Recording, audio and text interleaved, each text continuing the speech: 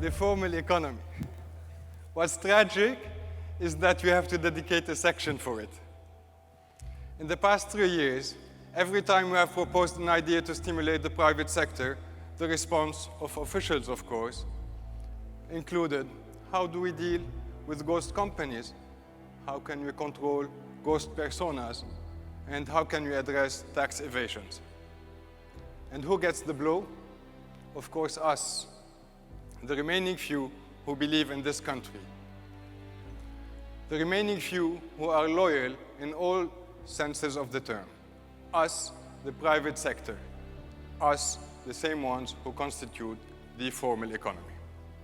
The conspiracy, as inactive as our parliament may be or may look, every time they met to legislate, they legislated against the private sector, against the formal economy, as if they were pushing us out, exhausting us to the last breath. The informal economy, of course, doesn't care. It is informal. It is constituted of those ghosts we referred to earlier. 50 billion aggregated loss in output, 90% loss in the value of our lira, 80% loss in the real value of the US dollar in bank deposits. Minimum wage drastic drop from $425 to $32. Drastic increase in the employment rate, 28% in February 2020, 40% in December of that same year. I leave it to your imagination what is the employment rate today, 24 May 2022. 40% decline in NSSF registrations, poverty increases to reach 80% of the Lebanese population.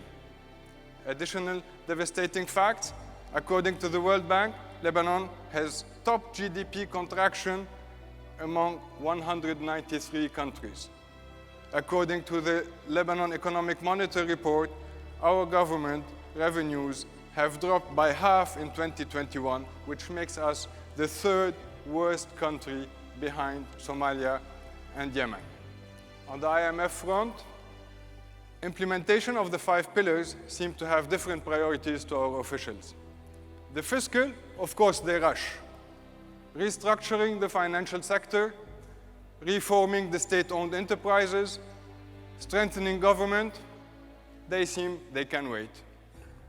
As for anti-corruption and money laundering measures, machina, how are we expected to continue? Is this the plan? Is this the hidden agenda to abolish the formal economy? To do needs governance. To do needs will. To do needs persistence.